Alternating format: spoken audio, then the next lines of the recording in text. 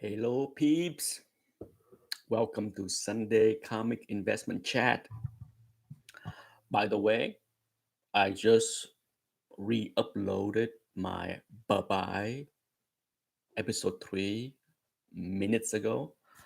Uh, I didn't realize what I uploaded this morning was somehow messed up. Not sure what happened there. I uploaded the video this morning before I had my coffee and didn't even bother to check if the upload went correctly, but somehow the upload get all screwy. So I re-uploaded. I delete that video and re-upload it because what was on YouTube was like the last 40 seconds of the video. The best part of the video was the first 3 minutes. So I re-uploaded. So welcome to Sunday Chat. Um, that I think the last time I had a Sunday comic investment chat was not last week, but the week before. So every other week. Not sure if that's the schedule. You know me, the Sunday comic investment chat is not something that I do weekly. It could be once a month, bi-weekly, whenever I feel like it. Anyhow, I did browse through the results of some of the listings on Heritage big auction that went on Thursday.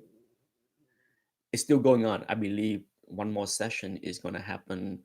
I think today, maybe I can't remember, but I know the big books like All Star 8, Batman 1, all the big keys that took place Thursday. Hello, Wobblers. Thanks for the heads up.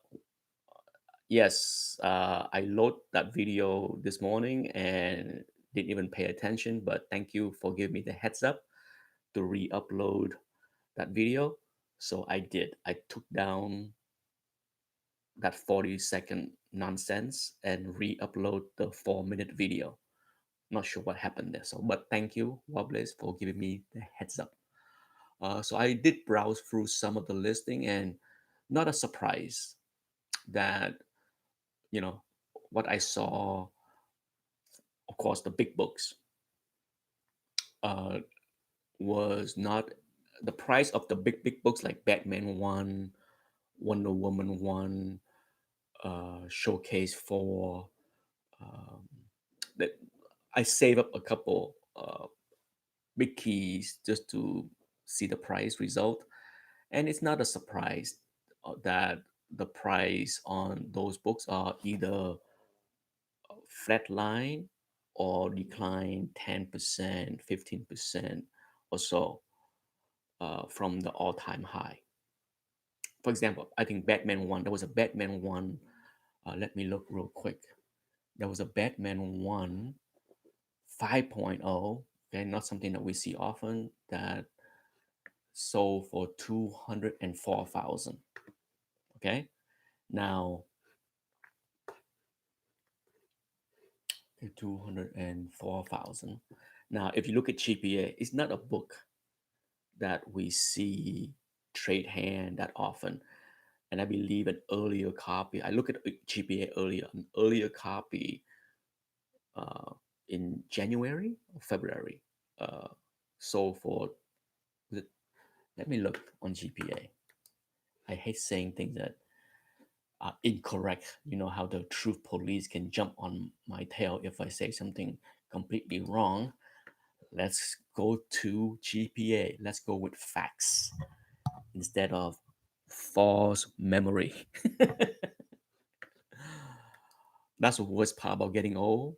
Whatever I saw this morning already escaped my memory. Short-term memory are horrendous now. So much for the sharp mind that I used to have. That's the key word, used to. Okay, I'm looking at GPA right now. Blah blah blah. Come on, come on. Sometimes it's kind of slow. All right, alrighty. Alrighty then.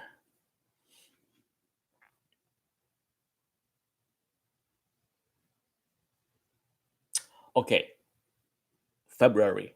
Alrighty. February of this year, another 5.0. The end of February, okay? Make it clear, not early February. The last week of February, 240,000. This one went for literally almost 20% lower to 204. And this is a focus for this Sunday comic investment chat because think about this, okay? If you just look at the snapshot of what I just talked about, February 240,000, August 204,000, you know, 19% or so decline.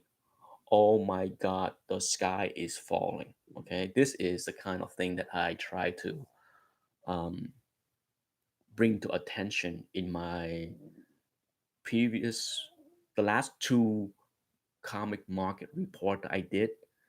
If you follow that series, once a month, the first week of the month, I will try to put together a comic market report. I made that video, I shot that video right at the end of July before this auction finished, or I would have included some of the listings here. But a similar message um, can be derived from what happened with that Batman one. Hello, Dad Clone. And Good Days Go. When you have a book, if you look at Batman 1, okay, now that's not a book that exchanged hands a heck of a lot, especially at 5.0. It's not something that we saw three times a year. It's rare. It's rare to see a copy exchange hand, a book in that great range, 5.0, exchange hand twice this year. And we still have 3 or 4 more months to go for the year, right? So who knows, maybe a third copy will exchange hand, but it's very rare to see two copies of this grade exchange hand. But you know, okay, so it declined 19%, give or take, rounding over the past 7 months, 6 months, 6 months. If you look at that by itself, it doesn't look good. The sky is falling. Anything that declined by that much, you cannot paint. You cannot paint anything that say that is good, right? Everybody will agree. Anything that declined 19% in 6 months is not going to get any kind of favorable mention. But if you step back, breathe, and take a look at what happened to that book over the past 5 years, then what happened in the last 6 months is really not unexpected, but almost should expect. That book literally tripled in the last 5 years. Okay, Batman one literally triple, and if you go back 10 years, 10 years, that book went up like fivefold, 5 times, 500%. Insane for a big key. Okay, you would expect books, hard books, spec book to triple, to jump 5 times, 10 times, or something like that. But big keys, big keys like Batman 1, something that are extremely expensive already, to go from, let me go to GPA before I say crazy thing.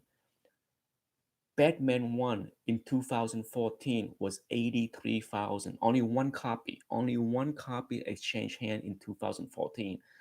And it jumped to 240,000 5 years later. So, yeah, if you triple, is it abnormal to give back 20% of tripling?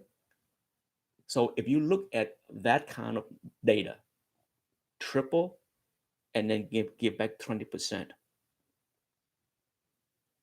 not horrible. Nothing to cry wolf, nothing to cry about the sky is falling.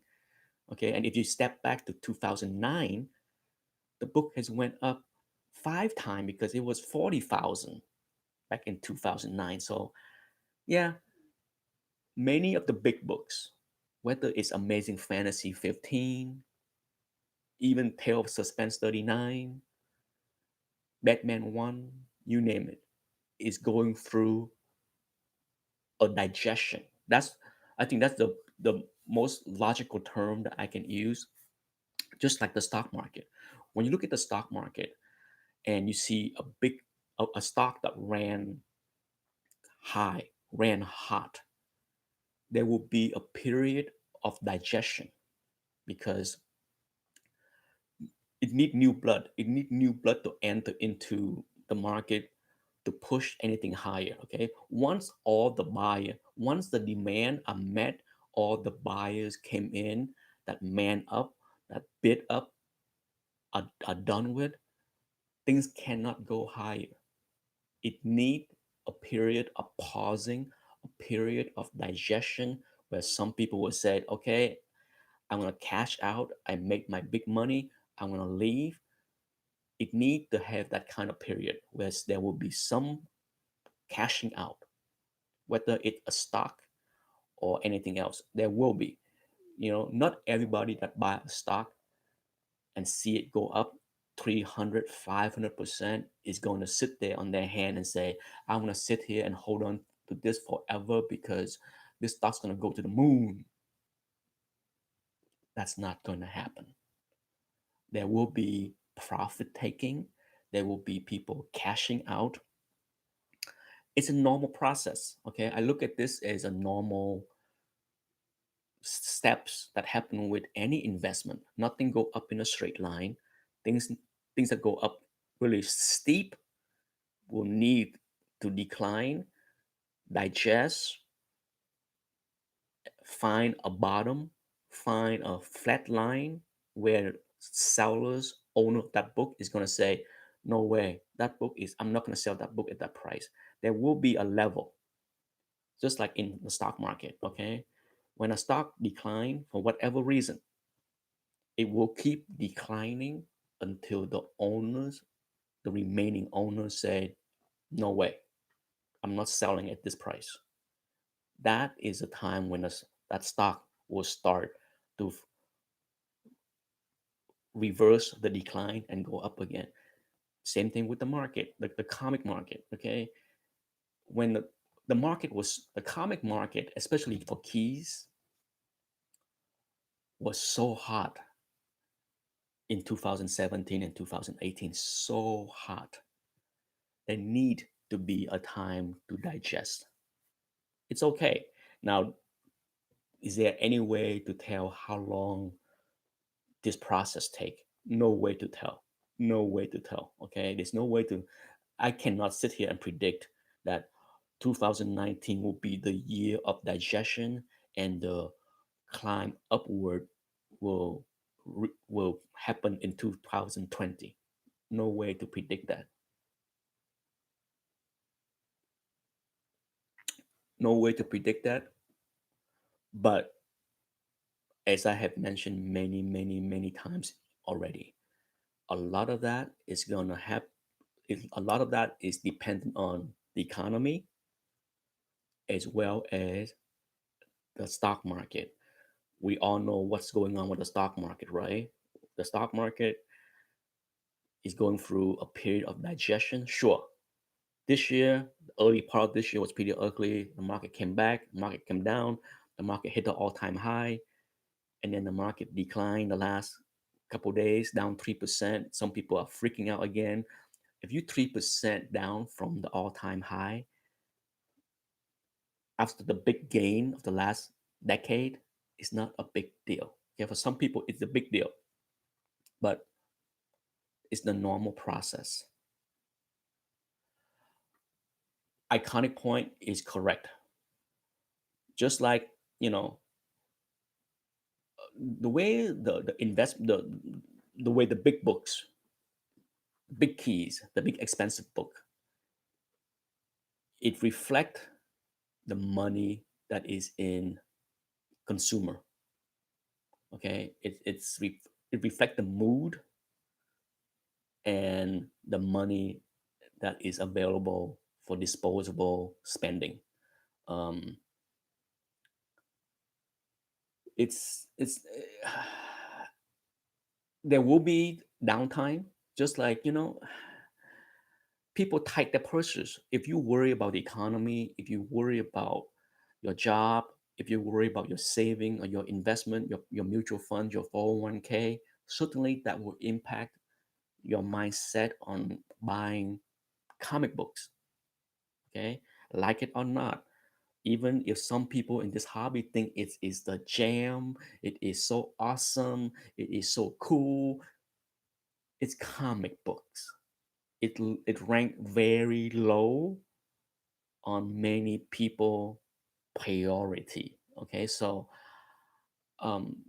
absolutely, uh, as with any kind of investment, there are when you talk about the using the analogy of the stock market and any kind of investment market, you will hear the term weak hand, strong hand. Okay, when an investment is in weak hand, you will see sharper decline and likely steeper decline than books that are held with strong hand. Okay, books that are held in weak hands tend to be the spec book. Okay, because the people that are buying and holding those books are never in it for the long term. Okay, those weak hands will fold quickly if they see the book declining fast, and they jump into the sell side that exacerbate the downdraft, because as with anything else, it's about supplies and demand. When more people are dumping things on eBay, when more copies are available on eBay, guess what? If the buyer step back, those books fell like a rock, right? So there are weekends. Doesn't matter if it is Amazing Fantasy 15 or not. There are weak hands in every book. What are the weak hands in Amazing Fantasy 15? Who the heck are the weak hands in Amazing Fantasy 15? People that ill afford to buy that book. Not everybody that go out there and buy an Amazing Fantasy 15 should buy that book or could buy that book or could afford that book. Okay, they borrow money, they leverage up. Okay, if you go out there and spend 10,000, $15,000 to buy a 2.0 copy, and you lost your job and you have credit card debt, surely you are part of the weak hands. Okay, because you are going to dump that book so fast because you can't afford it.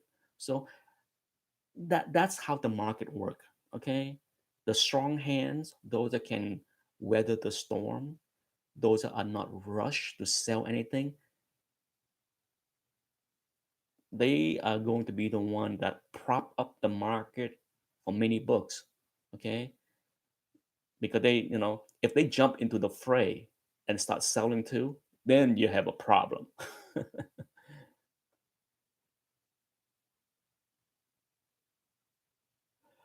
That clone said, I have been there. Spec on Image first issue back in 2014 left a bad taste in my mouth. Yeah, in 2014, 2015, at the height of the beginning, well, I would say it's a height, but the success of The Walking Dead created a fever. Even today, even today, some people out there just go out there and buy Image first issue every time. Doesn't matter what it is. If Image launch a series, the first issue I'm sure outsells issue 2 by 5-1. Does anybody want to dispute that? Because everybody go, there's still that kind, but at the same time, how is the price action of the first issue? Okay, What happened with The Walking Dead and what happened with many other TV series after show you how quickly that market has learned its lesson. Just look at the Preacher. Does anybody care to hype a Preacher one?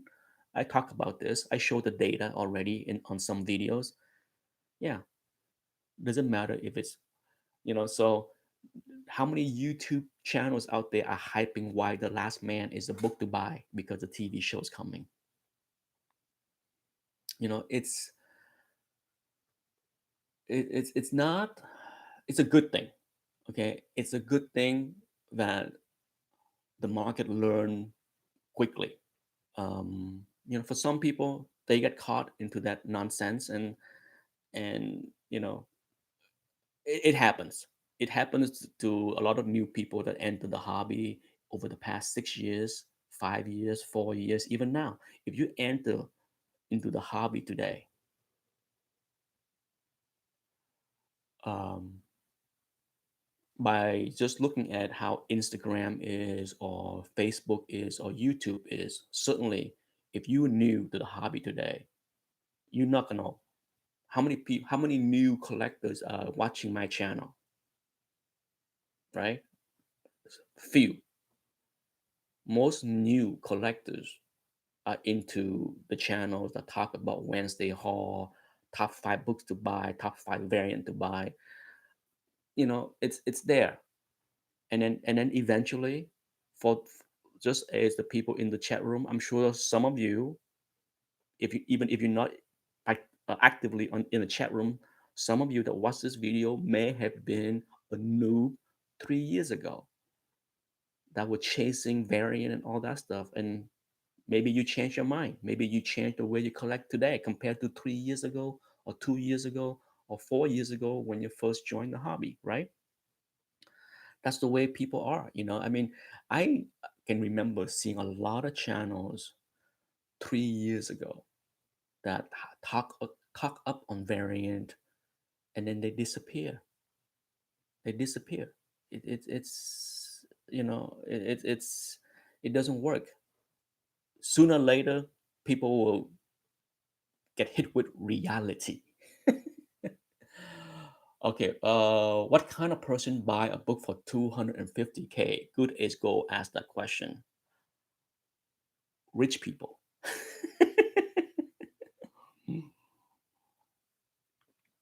When it comes down to these kind of things, good as gold, you have to understand. You can't. What I try to do when it comes down to this hobby is trying to tell people that how you look at the hobby is just your view. Okay, try not to understand the hobby as if you are the norm, or you are the majority, or other people think like you. It's just not. That's just not how things are. Okay. um you know just for that question, what kind of person buy a Maserati, buy a Porsche? What kind of person does that? Okay, for me, a car is just something that's useful to get me from point A to point B. I don't need to spend $300,000 on a Lamborghini, but there are people that do that. Okay, so I don't ask that question. What kind of people? There's always people with money, and there's always people that don't have money. So it's not hard to believe that there are people that can spend that kind of money, but those kind of people that can spend $250,000 on a comic book, I'm pretty sure comic book, for the most part, is not the most expensive thing they own.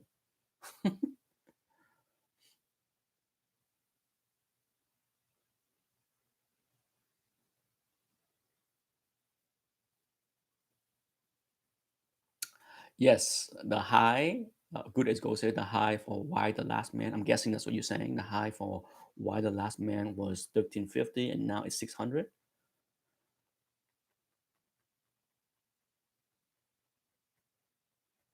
Christopher Joy said the hot spec show should be made to do a 6 months later recap. The reality is, if they do that, they will stop having people watching their spec video of the week.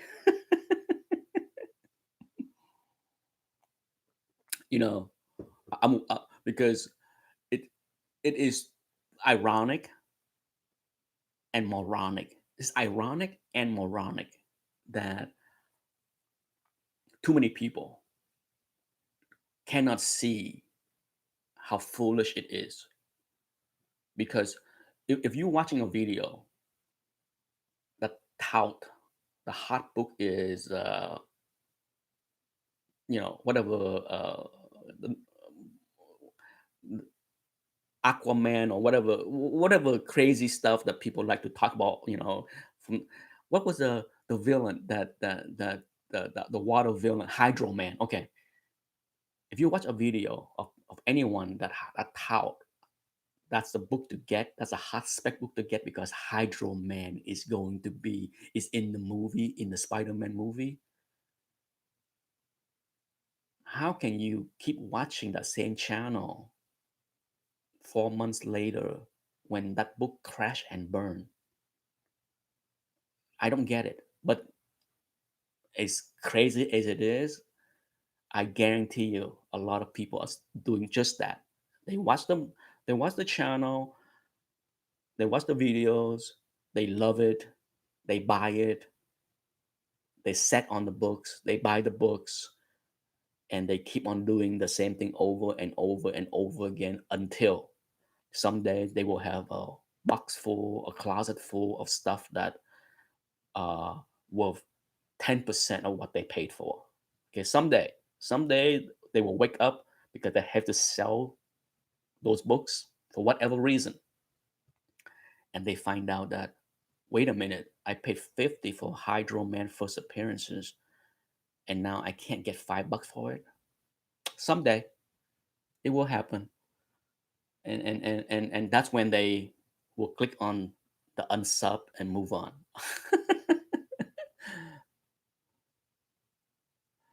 It's but I'm not in the business of trying to tell people not to do anything. I can't. Okay, it's just human nature is human nature. Okay, we gravitate toward sensationalism, right? I mean, it's that's human nature. Okay, that's what YouTube for from you know. Hey, if you listen to YouTube and they advise on how you can get popular on YouTube, it's about creating sexy thumbnail, catchy looking thumbnail, catching title, something that grab because the thumbnail and the title and all that stuff is all that's how you grab the viewer, right? It's not about this. This is boring. Okay, it doesn't catch people attention. It's not about the message. Okay, it's about whatever fake news you can put out there.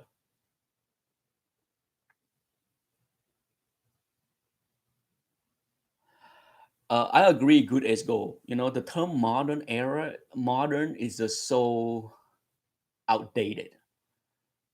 Modern has the word modern has been used. Well, I think modern can still be modern. What they need to do is revise books of the 90s up until 2000. That decade of 1990s to like 2000 or 2001, that shouldn't be called moderns anymore. I don't have a fancy name for it. Foy age, variant age. Okay, to me, um, a good name which I brought up in other videos before is variant age, and then what we have now should be years from now, decades from now. It's not us. The current people are not the one that can coin what age this is. Just like the people that collect Bronze Age, they didn't go around say we are in the Bronze Age. Okay, it's years later, decades later, that people coin the 70s age, the Bronze Age. So for all I know, 30 years from now, people can look back at this and call this the new variant age. Okay, the 90s to 2000 can be the variant age, and the 2000 to 2020 can be the new variant age. And then what's going on in 2030 can be the current modern, right? What is considered modern. So yeah, it's history will change. History will determine years and decades from now what we should call anything. It's who knows. I think I think many for sure nobody's in the silver age that collect books in the 60s thought they would be calling themselves silver age, right? But it's always the next generation that will label something. So we'll see. I mean, it's just like this hobby, the value of this hobby, the investment potential of this hobby is more dependent on the future generation than most of us can predict. We don't know. That's why, I mean, when it comes down to people asking me question like, what's a good book to invest in? That's a tough question to answer, okay? Because it's all dependent on what the next generation view is worthy to invest. Okay, it's always the future generation that determine the value eventually. Eventually, not right away, but eventually they will be the one to say, "Hey, I like this." Some of the stuff in the 90s was considered garbage, right?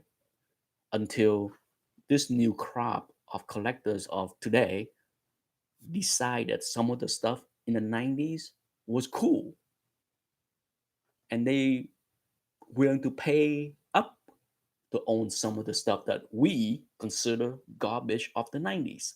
So I try to approach this hobby without looking through my old crusty self, like, I am 50 something years old and this is how I see the hobby and this is where the hobby should be. I'm not, I am nobody. Okay, I am in no place to determine where the market is going to be. The only thing that I keep repeating for many years now is it's the future generation that will determine the worth of anything. Okay, ETA Nick is not going to be around to tell somebody in 50 years you should invest in this. Taste change, mood change. Okay, a lot of people that invest in Western books, cartoon books, thought those books will be the bomb. Well, guess what? The Western genre is not returning. Same thing with cartoon books. Okay, sure, there are some books, first Donald Duck or first whatever, might be still be the book, but how many people cares about those Disney book, Bugs Bunny book, all those things? It's the hobby will change. The hobby will move wherever the hobby wants, and not any of us can control it.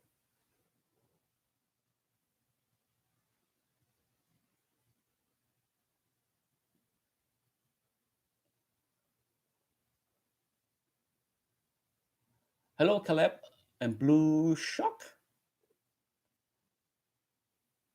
Uncle Scrooge number one. Yeah, Uncle Scrooge number one is one of the very few cartoon books that are still desirable, right? Like I said, when something goes away or become less relevant, not everything become less relevant. Like I said, we can look at other hobby, like baseball card, for example, or hockey card, or football cards, or basketball cards.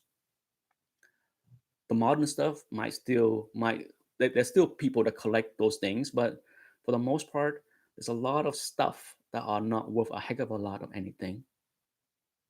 But when it comes down to hockey card, yeah, Wayne Gretzky, that will command big bucks, right? Basketball card, Michael Jordan, yeah, big bucks, and it will always gonna be big bucks. Okay, Michael Jordan card, rookie card is never gonna be garbage. Just like Babe Ruth or Wayne Gretzky. So if I have to pick comic books that I want to put away for 20, 30 years and not worry, sure. I'm sure everybody can guess. You know, it's Amazing Fantasy 15. It's the Action One. It's a Detective 27. It's an iconic book of iconic character. Regardless of what happened to the hobby, comic book might goes away as far as print because people go to digital 50 years from now. But people will still collect. Collecting is part of the human nature. Okay, it is what it is. Connect Collecting will never goes away. What's collect change from time to time, generation to generation. But I'm not worried. Long term of this hobby, I'm not worried one bit about the direction of many of the key books. Not one bit.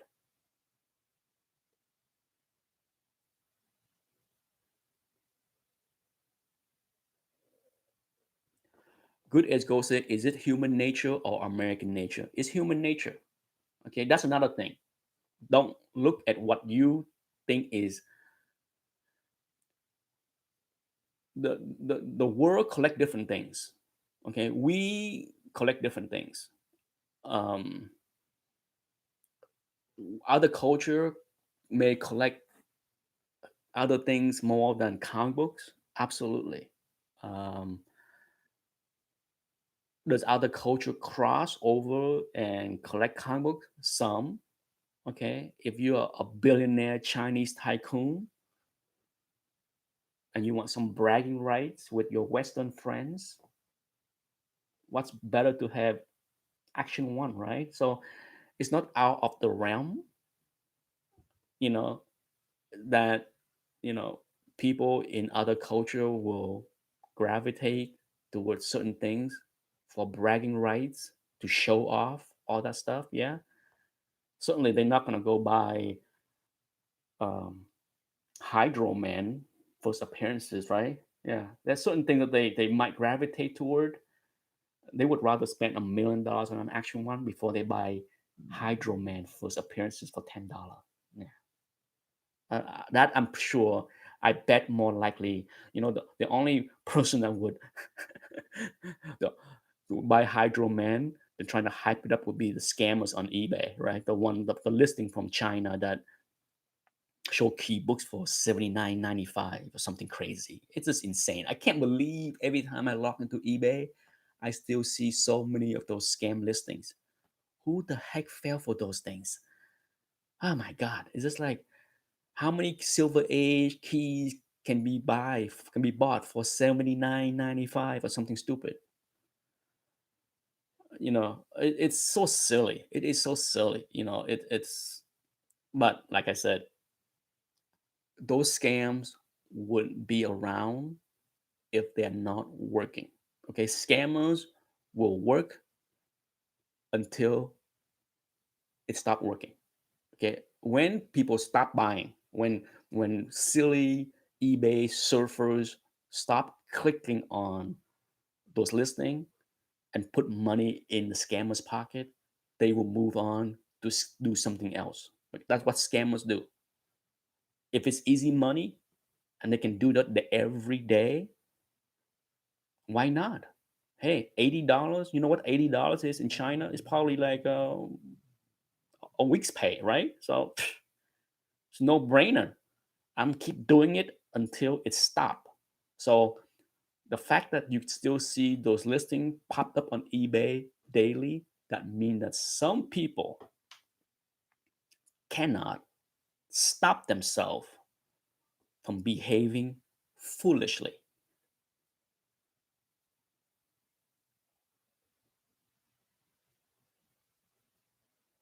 Go school, hello. Say I'm starting to collect affordable original comic arts.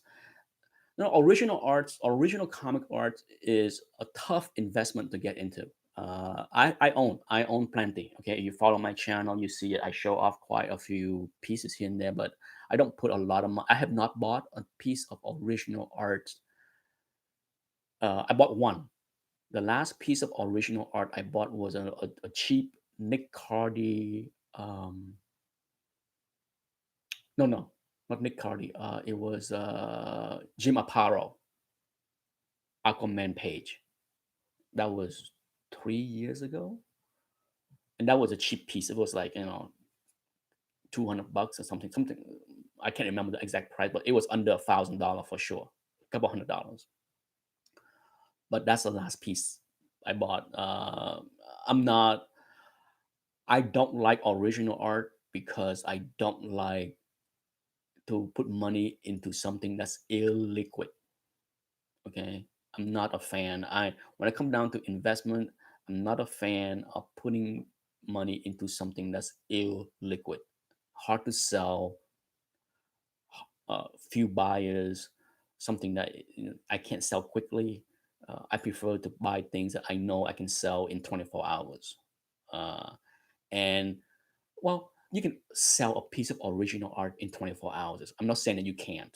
The problem is knowing the right price or the right value or even estimate the right price or value of those things are not easy to do. So it's a tough investment for me. I don't recommend it. I mean, anyone that come to me and say, Nick, I want to put money into original art. I said, good luck to you. You don't see me talk up original art on my channel. I own quite a few pieces, but at the same time, I am not comfortable with that market as far as holding big ticket items for investment reasons. Not a big fan of that whatsoever. Other people can disagree. Go ahead, put your money where your mouth is. That's fine. You're just gonna have to do it without me.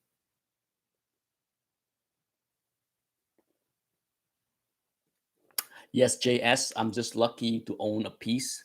Now, as far as original art, there's a few pieces that I really wanted for many, many years, and one of them is the Silver Surfer Bushima page, and I'm glad to got a piece. And I'm glad I bought it before sure, I wish I bought it, back in 1990 something when I can buy that page for 150 bucks, right? But yeah, I pay a lot more. But I also think that that one page can fetch good money, a profit for sure, should I decide to sell it today. Yes, JS, I got one. I'm pretty sure I show it in a video. It's from issue 9, the the one with Mephisto. Um, it has it's an action page with Silver Surfer in it. So yes, I bought that. Did I buy from Heritage?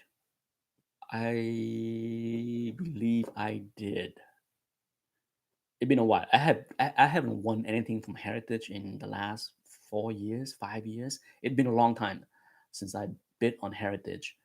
Since they changed the rule, there was a long a long time ago, for many, many, many, many, many years.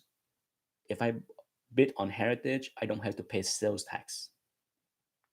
They changed that, I think, 4 or 5 years ago, where I had to pay sales tax if I win something. And from that very moment that they changed the policy, do you know how many times have I bid since they changed the policy on Heritage? Yeah, no way. Yeah, no way would I do that. I will not do that. I won't pay 7% more taxes. No, hell no. Where you live, how you are taxed have a huge impact on where you bid. No doubt about it. Okay, no doubt about it.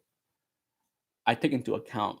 every single dollar, whether it's bu- buyer premiums or tax or this.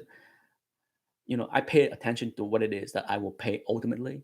I'm not the kind of bidders that just bid on the book and not pay attention to the premium or what would cost me should I pay with a credit card, because some of them will charge you 3% premium even if you pay a credit card like Comic Link.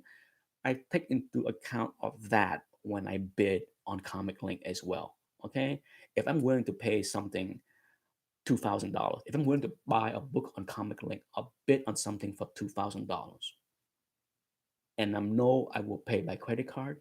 Guess what? I'm gonna bid like 1950 or something, because I know when it come down to t- paying by credit card, they will ding me for 3% more. So I take into account of all those little things when I bid on something.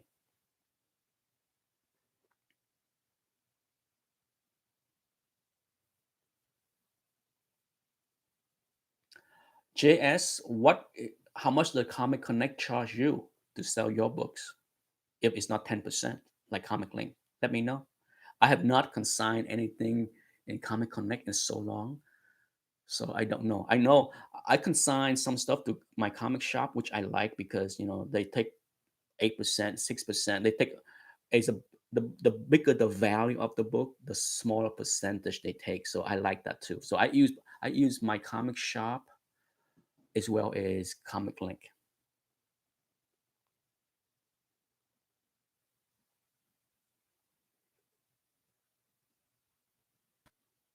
Yeah, C. White said that he bought a piece of John Buscema Conan page.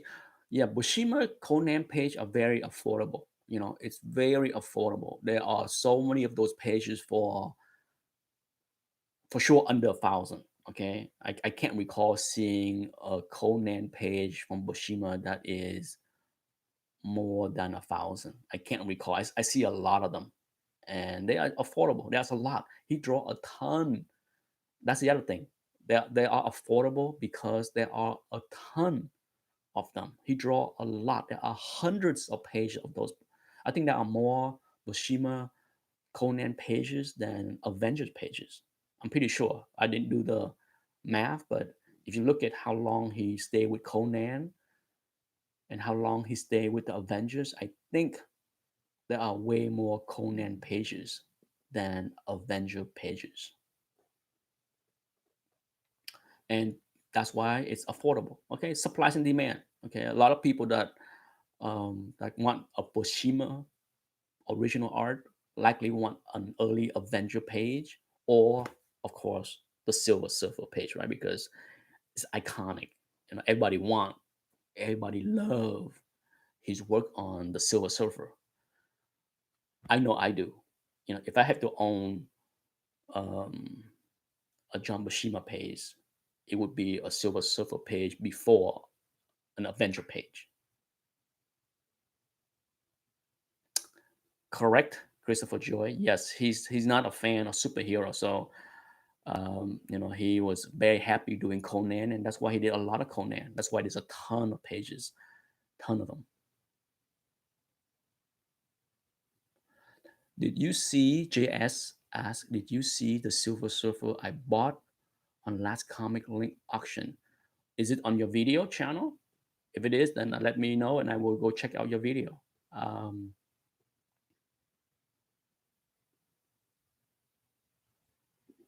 no, I don't know what you're talking about. um, but I look at the clock. It's 10:50, so 10 more minutes, and I'm done out of here. For sure, there will not be a comic investment chat next Sunday.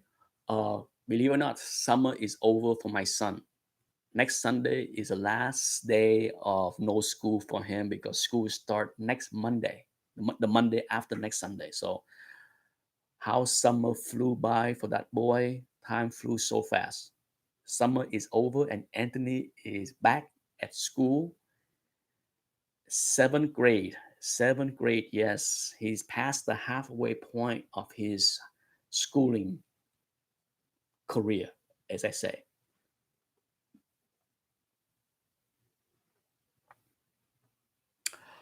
Good as gold say, I love to see your list of top 100 investment books. Oof, it probably be the same as most people. I can't imagine I would come up with anything different than most people. Maybe the order of the book will be. That's why I don't do it. Okay, and the reason why I don't do those kind of video like top 25 books on my collection, top 50 books in my collection, top 50. I don't do any of that stuff. It's just not something I care to talk about. Same thing with the top 100 books to invest in. You know, it's there. I can't possibly add anything new to the mix. You know, sure, if I show top 25 books in my collection, it's different because I don't have the same book as other people, but I don't care to do that either. But as far as top 100 investment book, God, there are so many web blog videos of people, channels that talk about those things. It's mind boggling boring to me, to be honest. YouTube is supposed to be fun for me, so I try to steer away from doing something that I consider mind-boggling boring. It might be not boring for other people. Hey, there's a reason why there are many of those videos around, and a lot of people love to watch those videos because people like them. Nothing wrong with that. They like them. I don't care to see them.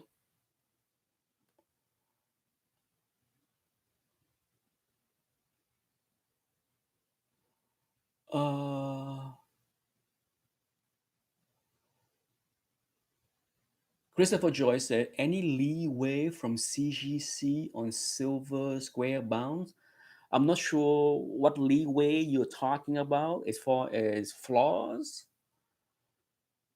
Um, I submitted a lot of square bound books. You know, I submitted a lot of Silver Surfer one, um, and I don't think there is any. I submitted a lot of giant size X Men one. I think over the years I must have submitted a half dozen of those books, a half dozen Silver Surfer one, a bunch of too many to care for.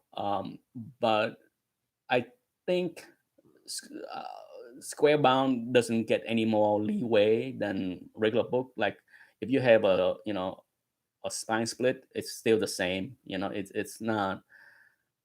Yeah, it's. I don't see. I personally don't see. You know, I grade Square Bound no different than than I grade any other book. So I don't see any kind of huge leeway when it comes down to Square Bound and regular books. That's just my experience. Okay, when it comes down to the grading, I can only go with what I have done, and I don't see that much of a difference between Square Bound. You know, when I estimate a grade for Square Bound, it's no different than I would estimate a grade for a regular book. Do I still have Silver Surfer One 9.6? No, I do not. I do not have it. I never owned. I think the highest grade Silver Surfer one I had was a 9.2, and of course I sold that long before the big jump, or I would have double, if not triple my money. So yeah, like it's many things in life. Sometimes I sold way early. Hello, Jeff Oberst. Hopefully I pronounce that name without butchering it. That's a tough name to pronounce. Oberst.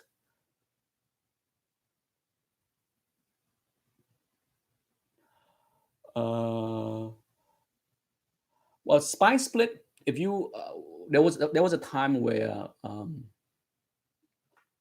a CGC grader answered that question. A spine split is treated no different than a tear. Okay, because just because it's in a different location of the spine. So if you have a book that have a 1 inch spine split, that's no different than a book that have a 1 inch tear on the side of the cover. Okay, so if a book that have a 1 inch spine tear on the cover cannot be higher than a 7.5, then a spine split is the same thing. Okay, I have a cheat sheet out there that kind of give you a quick summary of what a grade can be on a tear. You can use the same measurement for tears or spine split, because a CGC grader did come out and said that many years ago, that spine split is nothing but a tear. So treat it the same, whether it's the only difference is the location of the tear, right?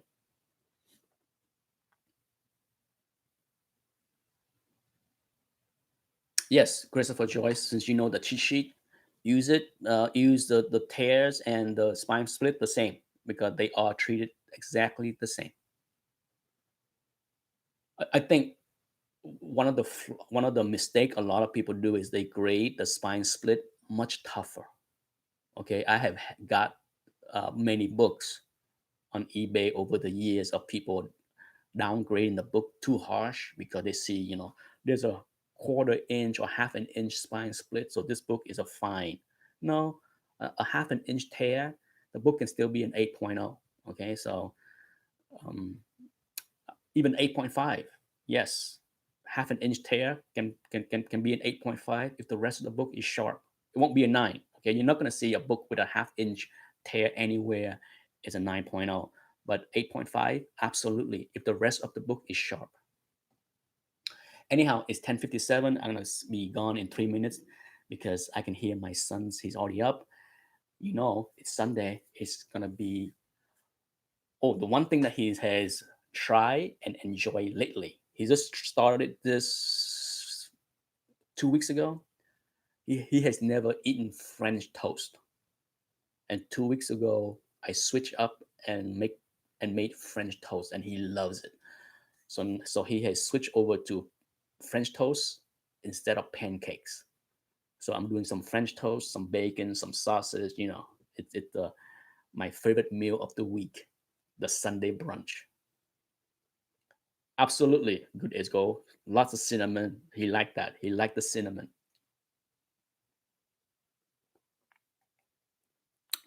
Um, Other than that, um, I reload a video this morning. For those that catch the Bye Bye My Comic episode, somehow I screwed up on the loading, and I load the last 40 seconds. And a viewer notified me that I need to reload.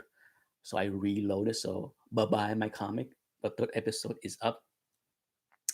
Yeah, I got a box right here of 10 books going to Comic Link. That's where they're going. I also got an email from CGC this morning that two separate batch of books, a modern tier and a value tier, is coming home this week. So there will be some unboxing of CGC slab on the channel this week. Uh,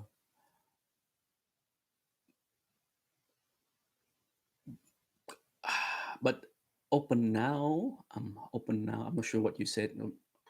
Bye, everybody. Bye, go school. Have a good day. Time for me to say bye bye and move on to Sunday. Enjoy your weekend. What's left of it until the next chat. Most likely won't happen next Sunday. Maybe by the end of August, maybe, right? At least once a month, I will have a comic investment chat. But until the next one, thank you everybody that joined me, all 15 peeps that's in the chat. See you the next chat. Bye bye.